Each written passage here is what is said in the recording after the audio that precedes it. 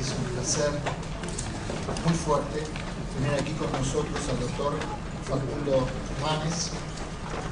El tema sobre el cual va a desarrollar es qué puede aportar la investigación en neurociencias a la educación.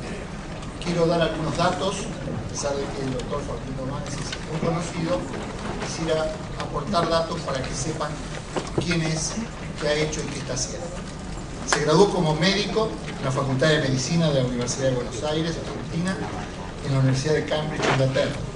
Realizó la residencia de neurología en Fleming, luego emprendió su formación en el exterior con un firme compromiso de volver a la Argentina para desarrollar recursos locales a fin de mejorar los estándares clínicos y de investigación en neurociencias cognitivas y neuropsiquiatría. Ha escrito 2 libros, Convivir con personas con Alzheimer y otras demencias, y Tratado de Neuropsicología. Fue consultor de salud y educación de la Fundación Dana en New York. Entre sus contribuciones más importantes, el doctor Manes identificó las áreas prefrontales relacionadas con el proceso de toma de decisiones en humanos y sobre áreas cerebrales involucradas en el desarrollo de los síntomas del déficit de atención e hiperactividad. Su actual área de investigación es la neurología de 2 procesos mentales. En el año 2001 volvió a la Argentina y logró su objetivo de establecer el Departamento de Neurología Cognitiva y Neurociencias Cognitivas Humanas con un equipo multidisciplinario de Fleming. También dirige actualmente el Instituto de Neurociencias de la Fundación Favaloro y más recientemente creó y desarrolló el instituto que dirige Neurológica Cognitiva INECO. También es presidente del Grupo de Investigación Cognitiva de la Confederación Mundial de Neurología y, bueno, como ya lo dije y lo repito, es director de Neurociencias de la Fundación Favaloro. La verdad es que su currículum es mucho más extenso, pero por un periodo concreto y de tiempo tardaríamos bastante minutos en desarrollar más su currículum. Con esto creo que es suficiente como datos para poder prestarle la atención y lo que necesitamos. Muchísimas gracias.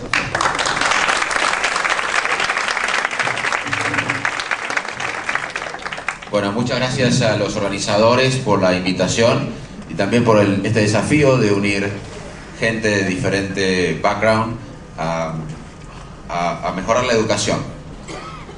Para mí es un placer estar acá. Siempre me gusta dar conferencias cuando el desafío es mayor, porque generalmente doy conferencias a médicos o graduados que conocen sobre el cerebro o son expertos en cerebro, y acá tengo el desafío de hablar al mismo nivel, pero tratar de que ustedes entiendan los aspectos cerebrales que no son tan frecuentes para ustedes por no ser neurólogos o psicólogos cognitivos o neurocientíficos.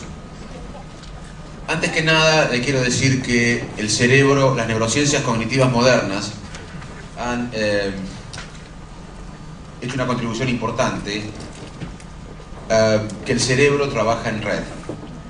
El cerebro se pensaba antes, los frenólogos pensaban antes, que había un área cerebral para una función. Por ejemplo, antes se pensaba que esta área se relacionaba con la atención visual espacial, esta área con la disipación, etcétera, etcétera. Esto no es cierto. El cerebro trabaja en red. Cuando yo estoy hablando en este momento, todo el cerebro está activado. Sin embargo, hay una red de lenguaje que está más activada. Y esa red de neuronas y de conexiones neurales que intervienen en el lenguaje tiene a su vez áreas críticas. Entonces, cada función intelectual, memoria, inteligencia, planificación, toma de decisiones, funciones visoespaciales, el olvido es una función cognitiva interesante. Uno gasta energía cuando olvida. Si no, deberíamos ser Funes el memorioso. Teníamos que vivir 24 horas mañana para recordar las 24 horas de hoy y no pudimos adquirir nuevo conocimiento. Así que el olvido es un fenómeno fisiológico normal, como el sueño. Antes la medicina pensaba hace décadas que el sueño era algo pasivo. Hoy sabemos que uno gasta energía cuando sueña, que es un proceso fisiológico necesario y activo, en el cual, entre otras cosas, se consolida algunos aspectos de la memoria. Ahora sabemos que el olvido es un proceso fisiológico activo donde uno gasta energía. A veces hay un olvido patológico, pero eso es otro tema. El olvido que todos olvidamos es un mecanismo esencial para la sobrevivencia, si no, no podemos adquirir nueva información. Entonces, primer concepto, el cerebro trabaja en red. Y cada dominio cognitivo tiene una red predominante. Y cada red tiene áreas críticas. Pero para nada hay un área, una función, como pensaban los frenólogos mucho antes.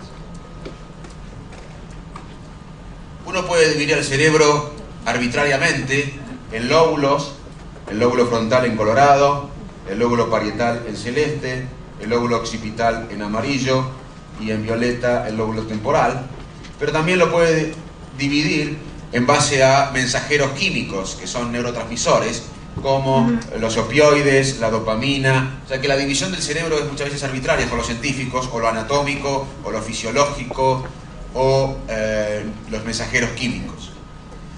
Pero podemos todos estar de acuerdo que el lóbulo frontal es la parte por la cual somos humanos. Recuerden ustedes que nosotros tenemos un porcentaje de genes casi del 99%, los seres humanos, iguales, idénticos al chimpancé. Así que el cerebro, la parte del cerebro que nos hace humano, es básicamente esta que está en colorado, que es el lóbulo frontal. El lóbulo frontal está específicamente relacionado con la toma de decisiones, con la planificación del futuro, con la interacción social y con ciertos aspectos de la memoria, entre otras cosas. ¿Y qué nos diferencia a los humanos de otros animales? Algunos aspectos de la memoria y el habla, que ahora vamos a ver que están relacionados. El lóbulo parietal recibe la información del mundo externo, como sensaciones, ruidos, etc. Y se encarga también del control del dolor. El área occipital en amarillo es la que procesa la información visual que surge a nivel del nervio óptico. Y el área temporal, que está en violeta acá, está relacionada con ciertos aspectos de la memoria y del lenguaje. Pero obviamente, teniendo en cuenta que el cerebro trabaja en red y que hay áreas críticas para cada función intelectual. Esta es una visión lateral del cerebro, es como si el cerebro lo hubiesen partido en dos. Este es solamente un hemisferio visto del lado adentro, en donde hay áreas coloreadas, que son las áreas más antiguas en la filogenia del cerebro, desde los aves hasta los humanos, que son áreas encargadas de la emoción, de control emocional. Sin embargo, estas áreas que son subcorticales, porque no están en la corteza, van a ver que tienen mucha injerencia en funciones intelectuales muy corticales o de desarrollo, como la toma de decisión racional. Voy a tratar de explicarles en unos segundos cómo la decisión humana racional, que pensamos que es racional, es en realidad guiada por la emoción. Eso es un aporte importante de las neurociencias cognitivas. Vamos a la memoria, que es clave para la educación. La memoria no es una sola. Hay varios tipos de memoria. Por ejemplo, hablando de educación, ayer fui al colegio de mi hija, al concert. Primera vez que iba yo al colegio, soy un mal padre. Tiene 4 años.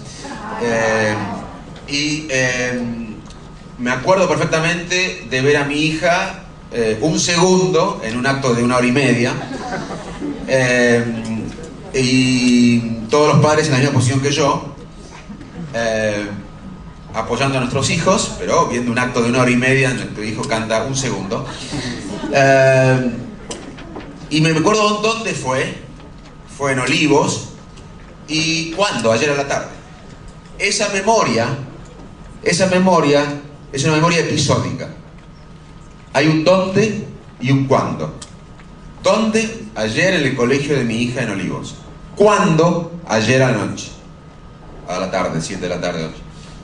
¿Dónde y cuándo? Yo desayuné esta mañana en mi casa con un inglés que viajó a Londres, o un amigo que se quedó en casa, que vino a dar una conferencia argentina, y hoy volaba al mediodía a Inglaterra. Desayunamos en mi casa con mi familia y él. ¿Dónde? En mi casa. ¿Cuándo? Esta mañana. ¿Dónde y cuándo? Es una memoria episódica.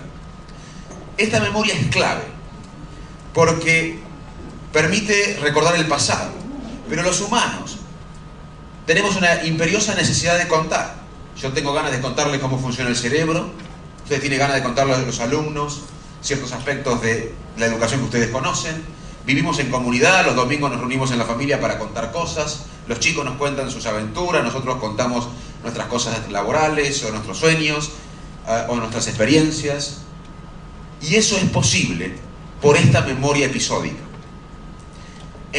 Y yo, por ejemplo, mañana voy a ir a un club a almorzar con mi familia, al club que vamos los fines de semana. Entonces, yo mañana me imagino, como ya fui a ese club varias veces, yo me imagino que voy a estar en el restaurante del club almorzando con mi familia. Puedo mentalizar el futuro. ¿Por qué? Porque tengo memoria episódica. Porque tengo memoria que yo estuve en ese club, conozco a mi familia porque convivo todos los días, entonces me puedo hacer un viaje mental hacia mañana al mediodía en el restaurante del club con mi familia y puedo imaginarme ahí. Usted también puede imaginarse el futuro. Y eso es posible porque tenemos esa memoria episódica, que es única en los humanos. Y es la memoria que nos permitió hablar. Los seres humanos hablamos porque tenemos esta memoria única, la memoria episódica. El lenguaje se ha desarrollado en el ser humano, a diferencia de otros primates, con el cuales compartimos el 99% de los genes, por esta memoria única, que es la memoria episódica. ¿Dónde y cuándo? Esa memoria obviamente tiene una red, no se activa cuando hacemos imágenes funcionales, no se activa una sola parte del cerebro, se activa todo el cerebro, pero hay una zona que es crítica, que es el hipocampo, que es esta. Esta zona es crítica, no importa, no recuerden, pero es una zona crítica para esa memoria. Personas, por ejemplo, un chico que se llama H.M., en Nueva Inglaterra, hace 40, 50 años, tuvo un accidente en bicicleta, como esta parte está cerca del hueso del cráneo, se golpeó en forma bilateral, y eso le produjo epilepsia. Y H.M. tenía epilepsia incontrolable por fármacos. Entonces un cirujano de Yale, Scoville, le operó y le sacó los hipocampos, estas dos partes del cerebro. Y H.M., los iniciales del señor este ahora, vivió toda su vida, hoy tiene más de 65 años, sin aprender algo nuevo, nunca más pudo aprender. Es más, los médicos que lo veían, o la neuropsicóloga Brenda Milner, iba todos los días y se tenía que presentar por 40 años. O sea, nunca pudo aprender nada nuevo. O sea, que esa área es crítica para la memoria episódica. Y él, lo bueno de H.M. es que todavía tiene 60 y pico años y piensa que tiene 22. Pero después no pudo aprender nada nuevo. Y puede caminar, puede hablar perfectamente, puede comprender una orden, pero selectivamente ha perdido la capacidad de aprender algo nuevo por una selección bilateral del hipocampo. Otra memoria es la memoria que estoy usando ahora yo, que es una memoria, se llama working memory en inglés, o memoria online o memoria operativa. Por ejemplo, yo ahora estoy hablando con ustedes, mirando las caras que no se aburran, usando mi social cognition, la diferencia social de la mente humana.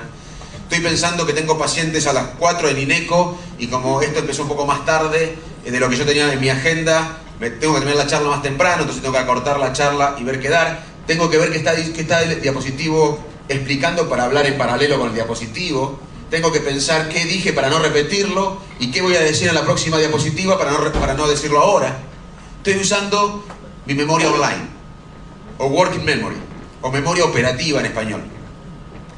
Es una memoria, por ejemplo, otro ejemplo sería que yo voy en auto, imagínense, voy a Luján, voy por Luján en auto, este es mi auto, que está acá, viene un auto detrás, yo quiero pasar un auto, hay un camión adelante mío, viene un auto de frente, mi hija me habla y mi mujer cambia la música. Yo estoy online procesando toda esta información. En San Andrés de Giles, 20 kilómetros más adelante, me voy a olvidar de todo lo que tuve en la mente ahí. O si estoy en la plaza y quiero llamar a Pedro, hablo con la mujer y me dice, no, Pedro está en la casa de Julio. ¿Qué teléfono es el de Julio? 4378-4054, por ejemplo. Yo corto, no la anoto, marco el número, hablo, pero al rato me olvidé el número que tuve en la mente. Esa memoria es memoria online o operativa y se afecta en estrés, depresión, ansiedad o hiperactividad. Ya sé que hay sobrediagnóstico de hiperactivos. Obviamente hay sobrediagnóstico, pero también hay subdiagnóstico. Hay gente que está hiperactiva y no lo diagnostican. O sea, pero que sí existe esto, existe. Además, ya que los médicos después o lo detecten mucho o no lo detecten algunos.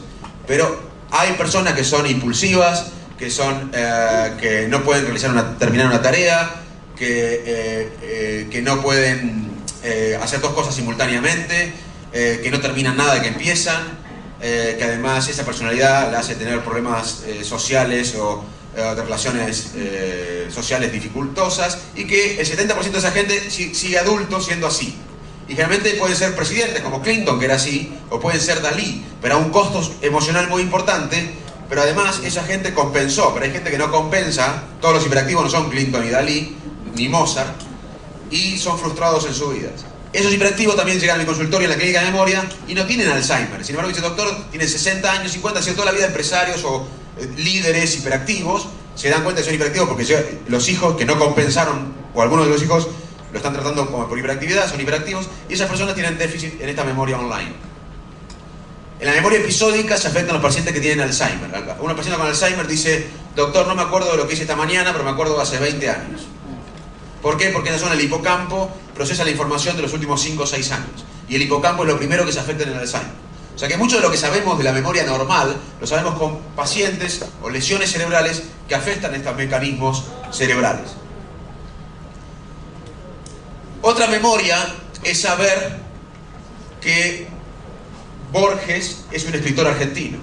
Hablando del Centro Cultural Borges. Yo no me acuerdo, y ustedes se acuerdan, creo, la mayoría, ¿cuándo aprendieron que Borges era un escritor argentino? En cambio, ¿se acuerdan que desayunaron esta mañana? O yo me acuerdo que anoche estuve en el concert de mi hija. Hay un dónde y un cuándo en la memoria episódica. En cambio, saber que esto es una corbata o que esto es un micrófono es un significado de las cosas, pero no hay un dónde y cuándo. Yo no me acuerdo cuándo aprendí, y ustedes seguro que se acuerdan cuándo aprendieron que esto es un micrófono. ¿Cuándo aprendieron que esto es un micrófono? No se acuerdan. Pueden recordar su casamiento perfecto. ¿Dónde se casaron y cuándo? En memoria episódica. ¿Qué es esto? Micrófono. Lo saben. París es la capital de Francia, lo saben, pero no saben cuándo lo aprendieron. Es una memoria semántica, que da un significado de las cosas. Y hay personas con una enfermedad degenerativa que se llama afasia primaria progresiva, en la cual se degenera, se atrofia esta parte lateral del lóbulo temporal, y solamente pierden la capacidad de conocer el significado de las cosas. O sea que ustedes pueden ver que hay diferentes sistemas. La memoria online o operativa, si bien se procesa en red, porque el cerebro trabaja en red, el área crítica de la red es el área frontal. Y cualquier patología como estrés, ansiedad, depresión, hiperactividad, que no haga funcionar bien el lóbulo frontal va a afectar la memoria operativa o online. La memoria episódica actúa en red también, pero el área crítica es el hipocampo. El Alzheimer, por ejemplo, o un daño ahí como el chico este en bicicleta, va a afectar la capacidad de aprender cosas nuevas. Y otras enfermedades como la demencia semántica, que haya desgaste, atrofia de esta parte específica, va a tener déficit en la memoria semántica. O sea que la memoria no es una sola, hay diferentes tipos de memoria y a su vez tienen diferentes redes neurales. Ahora los científicos tenemos aparatos como esto, que son resonadores funcionales. Es la resonancia que ustedes todos conocen por resonancia de rodilla o de abdomen que se han hecho o se han hecho con un familiar, que está en cualquier instituto médico, pero ahora en Estados Unidos y en Europa hay equipos de físicos y físicos y matemáticos que tienen la capacidad de analizar datos con un software específico y de neurocientíficos cognitivos para analizar qué está pasando en el cerebro in vivo. Permite ver la activación en el cerebro in vivo. Por ejemplo, si yo recuerdo mi casamiento, ven qué área se activa cuando yo recuerdo mi casamiento. No les voy a contar si fueron de placer o no, las memorias. Este es un experimento de resonancia funcional cuando alguien estaba analizando un objeto, se activa el área visual. In vivo, esta persona no tiene ninguna lesión cerebral, o sea que hoy las herramientas científicas nos permiten estudiar el cerebro in vivo. Por ejemplo, haciendo este experimento. Este es un experimento que hicimos en Inglaterra con Adrian Owen en la Universidad de Cambridge, cuando yo trabajaba ahí. Le decíamos a sujetos normales: mire a esto, mire esto, mire esto. Y veíamos que cuando miraba el último, que ya lo había visto acá el primero, pero era pasivo, no le decíamos recuerde, solamente mire, se activaba el hipocampo, una zona del cerebro, no importa. Este experimento solamente se puede hacer con esta técnica. Podemos ver qué pasa en el cerebro cuando adquirimos información pasiva de nuestra memoria. Porque este cuadro lo vimos, luego le dijimos mire esto y mire esto. No le dijimos recuerde, solamente mire. Y como él ya lo había visto, se activaba esta área. Solamente se puede hacer con esto. En cambio, si le decíamos, ¿has visto esto? Ahí le decíamos, ¿recordás haber visto esto? Se activaba otra área del cerebro. Cuando uno tenía una recuperación activa de la memoria, no una memoria pasiva. Estos ejemplos son válidos para ver cómo estudiamos ahora el cerebro in vivo. Y solamente se puede hacer con estas técnicas de imagen funcionales. Otra cosa es estudiar la memoria autobiográfica o la memoria semántica. La memoria autobiográfica tiene más que ver con la memoria episódica. Por ejemplo, le decíamos a un inglés en el laboratorio cuando estaba en Inglaterra, ¿qué hizo la última Navidad? Bueno, estuve en la casa de mi cuñada y fue un desastre, la comida fue mala, ese se hizo insoportable. Me describía autobiográficamente la última Navidad. Es una memoria episódica. ¿Dónde? En la casa de tal familiar, ¿cuándo? La última Navidad. Ahora, ¿qué significa Navidad? Le decíamos, ¿qué significa Navidad? Es una pregunta semántica. Navidad es una festividad religiosa, los chicos les traen regalos, Papá Noel, armamos el árbol de Navidad, se festeja tal cosa. Es una descripción. Y se activaba otra área del cerebro. Memoria autobiográfica se activaba estas áreas, no importa, las más frontales y temporales. Y en cambio le decimos, ¿qué es Navidad? Se activaban otras áreas más temporales posteriores. O sea, podemos diferenciar qué actividad tiene el cerebro con diferentes actividades de memoria. O podemos usarlo clínicamente, esos estudios. Esta es una paciente nuestra que está en estado vegetativo por un accidente y que no se puede expresar. Y nadie sabía qué pasaba en su cerebro. Y yo veía que los médicos y las enfermeras hablaban delante de ella. Y me pregunté, ¿qué puede procesar esta persona? Entonces le mostramos una foto del marido y del hijito. Y después le mostramos esa misma foto como control borroneada. O sea que no... en ciencia siempre se debe controlar para que vean los colores, los mismos colores y que tenga un estímulo visual. Y esta mujer estaba casi en coma, no en coma, estaba en vegetativo, pero estaba en estado vegetativo, no podía, nadie sabía qué pasaba en su cerebro, porque no podía tener ninguna respuesta. Y vimos que en los cerebros de los normales, que le mostrábamos fotos familiares, se activa esta área. O sea, si alguno de ustedes, normales, supuestamente que sean normales ustedes, se los pone en un resonador y le muestran la cara de un familiar, se va a activar esta área del cerebro. Y en ella, cuando vio al marido y al hijo, se activaban las mismas áreas. O sea, nosotros podemos detectar que esa persona, aún en estado vegetativo, sin ninguna respuesta, podía tener islas de conciencia, que para nada representa la conciencia en general. Estas técnicas nos permiten estudiar el cerebro in vivo, ese es el mensaje. Ahora, luego de esta breve introducción sobre el cerebro, me gustaría darles algunos conceptos sobre cerebro y educación. Los cerebros infantiles tienen una rápida producción de sinapsis. Sinapsis son las uniones entre las neuronas, que es la unidad anátomo-funcional del sistema nervioso. De los 3 a los 10 años, los cerebros de los chicos tienen más sinapsis que en cualquier otra etapa de la vida. ¿Es esto relevante para la educación? Todavía no lo sabemos, pero es una buena pregunta. La experiencia temprana forma sinapsis y la protege de la eliminación en la pubertad.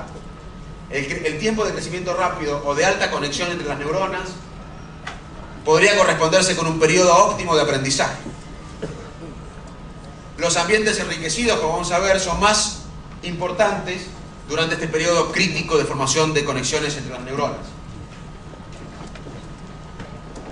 Desde las neurociencias hay ideas como la sinaptogénesis, los periodos críticos, la pubertad y los ambientes enriquecidos que son relevantes para la educación. En la infancia el cerebro forma sinapsis, conexiones entre las neuronas, en mayor cantidad que en la etapa adulta. Pero la pregunta que podría venir, porque la idea es que esto no sea un camino de ida, que las neurociencias hagan preguntas para que impacten la educación. La educación puede hacer preguntas para que impacten las neurociencias. Por ejemplo, un educador o alguien que hace políticas educativas podría preguntarse cuál es la mejor edad para iniciar la educación desde el punto de vista de las neurociencias. ¿Existe una edad crítica más allá de la cual no se puede mejorar ser analfabeto? Esto es crítico para construir políticas educativas y esto es clave para la unión de psicólogos cognitivos, científicos cognitivos y educadores.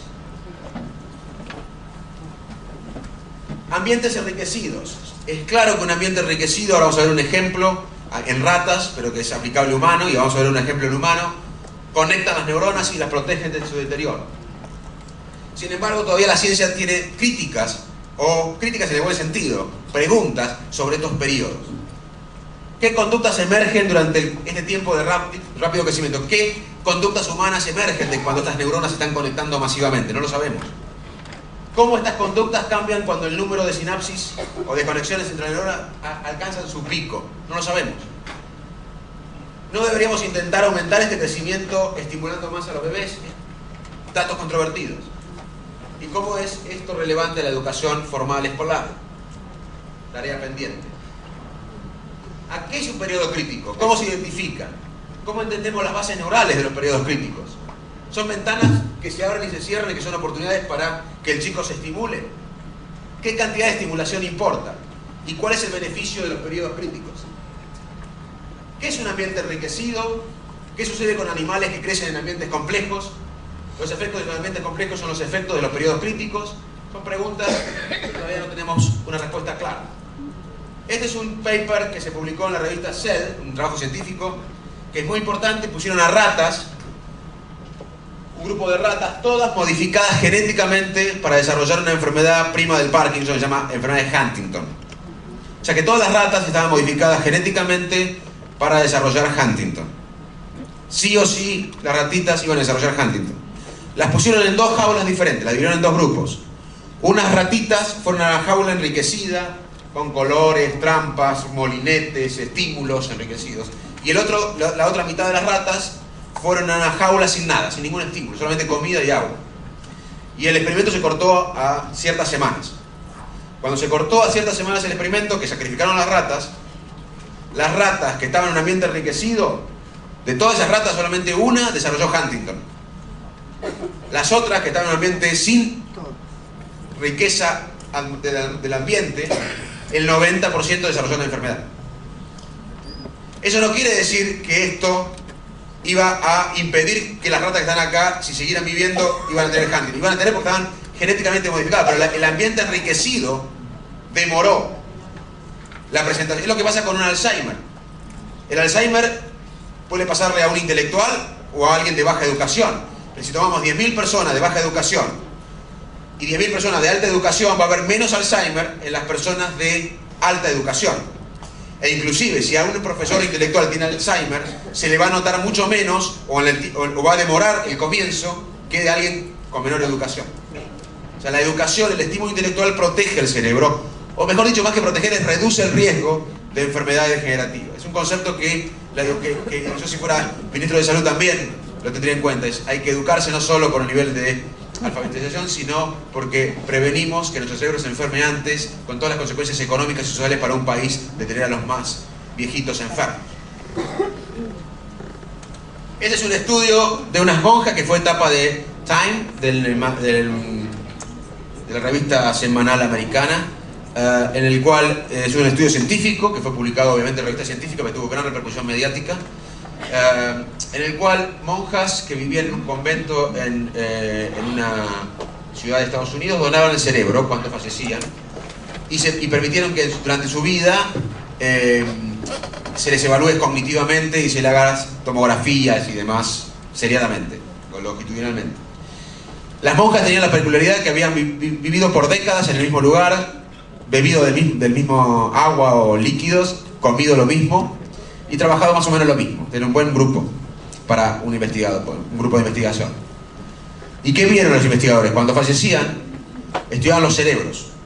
Había cerebros de monjas que, si un patólogo, alguien que analiza el cerebro, lo ve y decía, esta mujer tuvo Alzheimer en vida, y la monja no había desarrollado Alzheimer. Es un cerebro enfermo que no había desarrollado la enfermedad en vida.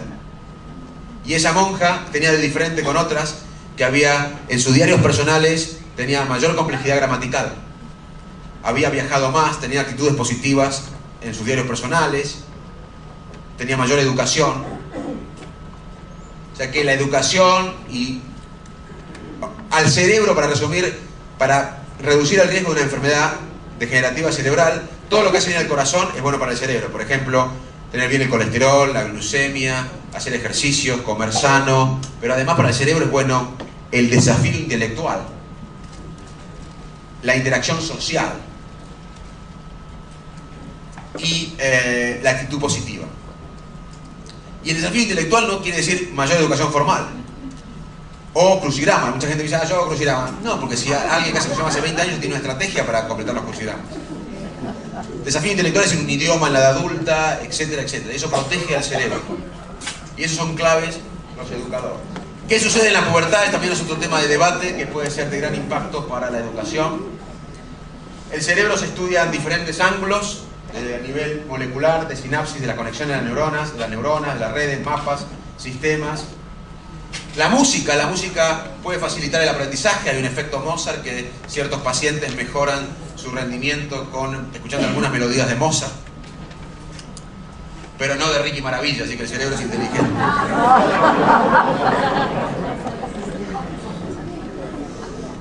Tres grandes ideas surgen de las neurociencias. En la vida temprana, las sinapsis se forman rápidamente en el cerebro, los periodos críticos ocurren en el desarrollo y los ambientes enriquecidos tienen un efecto pronunciado en el desarrollo del cerebro en las etapas más tempranas. Más prometedor para la aplicación en colegios es la tecnología esta de neuroimágenes para comprender el cerebro, cómo procesa el cerebro la matemática, la lectura y otras tareas de aprendizaje. Estos estudios están en marcha. La investigación en ciencias biomédicas y conductuales debe insistir a los psicólogos a colaborar más cercanamente con los educadores para estructurar estudios del cerebro que permitan aplicar los conocimientos de estos a la educación. ¿Cuáles son los mitos más peligrosos que han sido inculcados por la ciencia del cerebro en la educación? Este periodo crítico, luego del cual no se puede hacer mucho más. Básicamente eso es un mito, no hay datos acerca de esto. ¿Y quiénes deben hacer estos estudios novedosos en el cual estamos en una buena época, que están empezando a ser Estados Unidos y con este evento también en la Argentina? Bueno, los psicólogos cognitivos, muchos especialistas no se dan cuenta que una mejor comprensión de las funciones del cerebro depende de una mejor comprensión sobre el aprendizaje y el comportamiento. Nuestra comprensión sobre cómo las tareas mentales son ejecutadas por nuestro cerebro es dependiente de la investigación de psicólogos cognitivos y conductuales, y debemos incluir a los educadores. Y por último, un concepto nuevo de las neurociencias cognitivas es la cognición social. Y esto tiene que ver con la inteligencia. ¿Qué es la inteligencia? La inteligencia, medida por el coeficiente intelectual, tiene sus límites y es peligroso. De hecho, uno puede recordar compañeros del colegio que eran abanderados o eran los mejores en matemáticas y hoy son empleados de los que estaban atrás de la fila o sacaban 5 o 6. Es más, hay datos que demuestran que la gente con alto IQ muchas veces, la mayoría de veces es empleada de gente con menos IQ pero con más cognición social. Repito, la gente con más coeficiente intelectual generalmente suele ser empleada de gente con menos coeficiente intelectual pero más comprensión holística social. Por eso uno dice siempre, mi jefe es un tarado y yo debería estar ahí. Bueno. Puede ser cierto, pero el tarado quizás tiene ironía, tiene humor, tiene esas cosas, carisma, tiene intuición, que no mide las medidas de inteligencia actual. Pero el humor es inteligencia, la intuición es inteligencia, y muchas cosas que todavía no medimos en los colegios. Así que cuidado con este coeficiente intelectual que incluso en Estados Unidos fue aplicado por el racismo. Se decía, había un mito que los negros tenían menos IQ que los blancos y por eso tenían menos cupos en las universidades. O sea que el coeficiente intelectual no solo puede ser algo muy chiquito dentro de todo el marco del cerebro, sino que además puede ser usado por intereses políticos y económicos terribles. Así que la inteligencia es un concepto que está en revisión.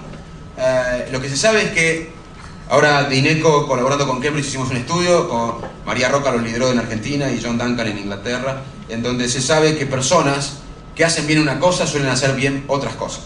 O sea, la persona que realiza un test cognitivo de lenguaje generalmente rinde bien en atención, en memoria, en inteligencia. Y eso pasa en la vida. Hay alguien que hace bien una cosa, si lo cambiaran de trabajo seguiría siendo bien. Y el que hace mal algo, lo hace mal en muchas actividades. Que hay un factor G de inteligencia general que explicaría este rendimiento. Pero la inteligencia no se puede reducir al coeficiente intelectual. Lo último, las neurociencias han aportado un dato fundamental a que la toma de decisiones racionales en realidad no son tan racionales. Los economistas tienen una visión de la teoría económica racional.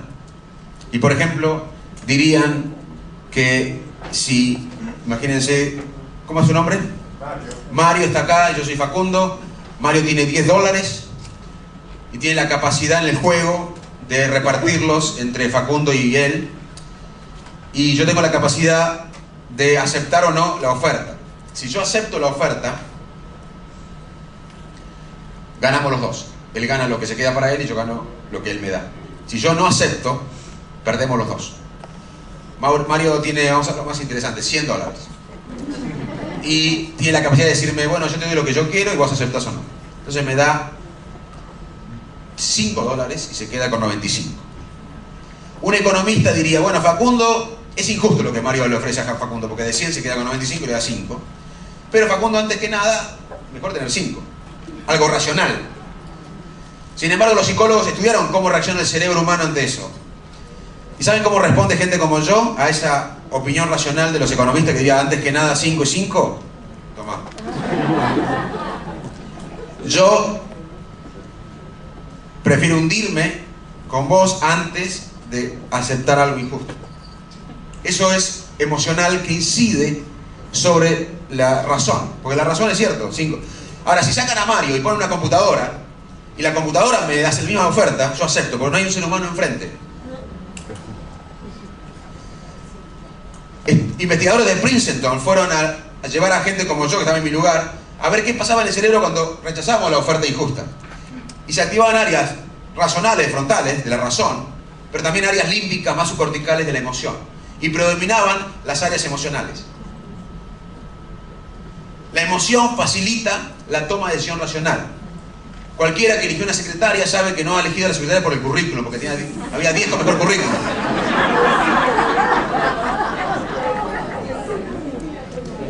Además, el cerebro humano no tiene tiempo de procesar todas las decisiones que tomamos en un día, porque las decisiones, yo, por ejemplo, tuve unos segundos mirando qué color de corbata me compraba cuando me compré esta corbata. Quizá ahí tuve una decisión racional.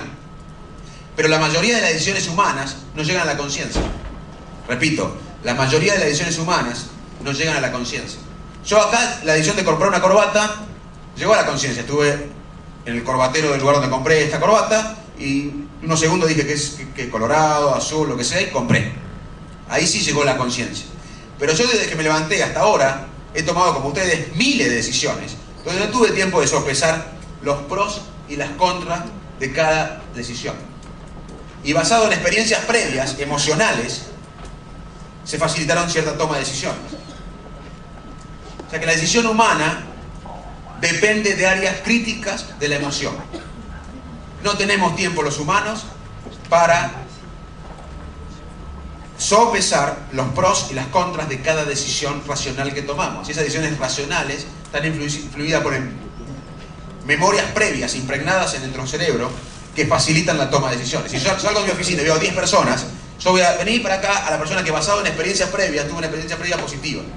Aunque esto primero alguien, pidió un turno antes, alguien que yo no conozco. Siempre uno, basado en experiencias previas, decide. Desde cuando maneja hasta cuando viene en un taxi, hasta cuando está dando una charla. Seguramente mi charla fue por este rumbo y no por otro, por cómo venía mi emoción, o por ahí me demoro unos minutos más porque estoy en forma sintiendo que ustedes están interesados y no tuve tiempo de razonarlo. Si yo voy a una charla y basada en la experiencia mía la gente se empieza a ir y moverse, tengo que cortar enseguida. Como ustedes están interesados, sigo hablando. La mayoría de las decisiones humanas no llegan a la conciencia y están facilitados por las emociones. Así que un chico o un adolescente con problema emocional va a tener déficit en la toma de decisiones. Es otra área también en donde los psicólogos y los científicos cognitivos tenemos que combinar. No hay toma de decisión racional. Si no, piense cuando se casa. Muchas gracias.